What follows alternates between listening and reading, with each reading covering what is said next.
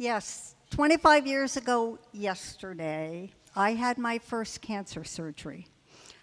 Actually, it turned into 3 cancer surgeries all in the same day. If anything can go wrong and be a little wonky, you can probably count on it to happen to me. So we had a little extra excitement. I slept through it. But this nice lady back here on the third row, my cousin Sherry, she was there. They did not know what was going on.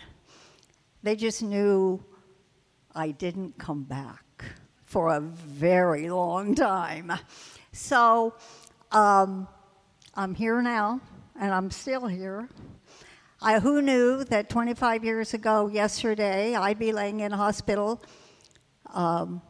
wondering if I could take a shower, and fast forward 25 years, I'm here this morning looking at all you nice people. And I'm very grateful. I wondered what to share. I thought, I could get, you don't want to hear all this cancer detail. I didn't want to talk about it.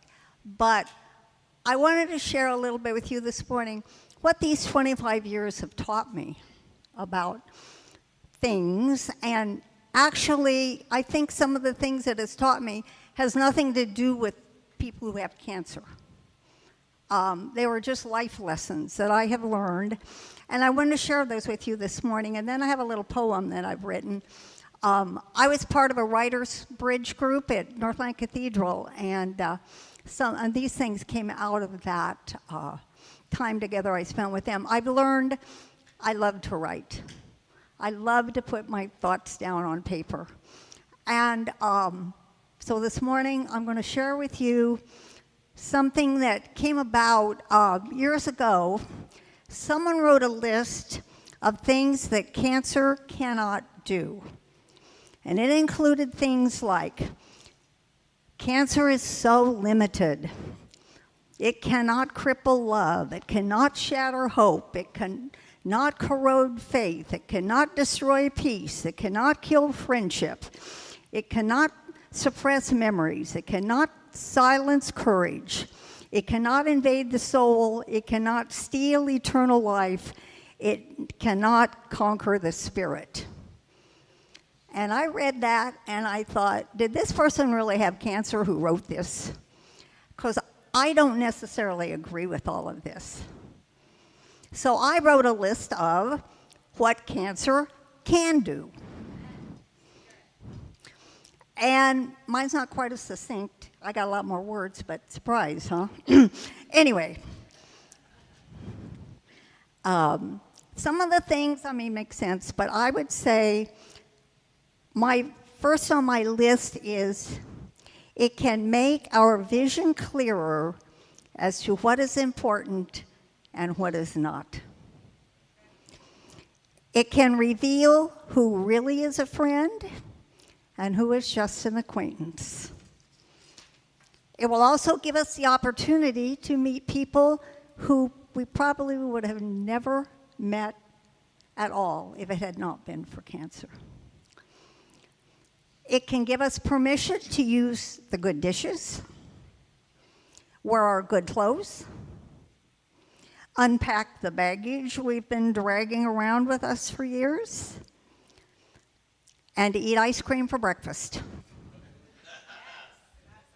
Actually, I talked to somebody the other day, and her father has his Wheaties, and he puts milk on them and a scoop of ice cream on them every morning.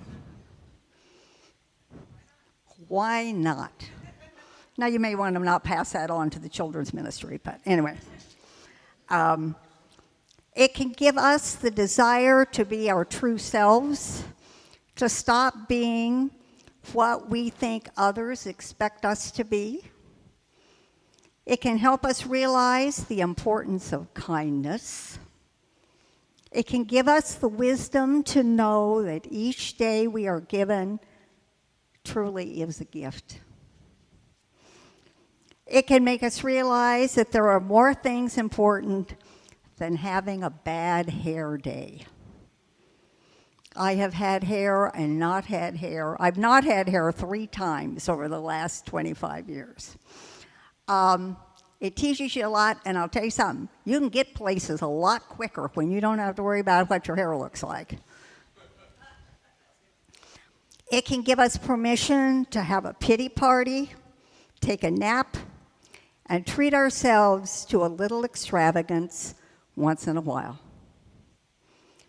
Cancer can test our faith, turn sprinters into marathoners, and make us realize that without God, this journey would be impossible. And finally, cancer can open our eyes to the fact that leaving a fingerprint on the world around us is the best thing we can possibly do. I have a word that seems to be my theme word because I realized this morning it shows up in this thing too. This came also out of this writer's group, and what it came from is a poem, and I'll just read you a little introduction, real quickly. Today in Kansas City, we said goodbye to a 29-year-old EMT who was employed by the Kansas City Fire Department.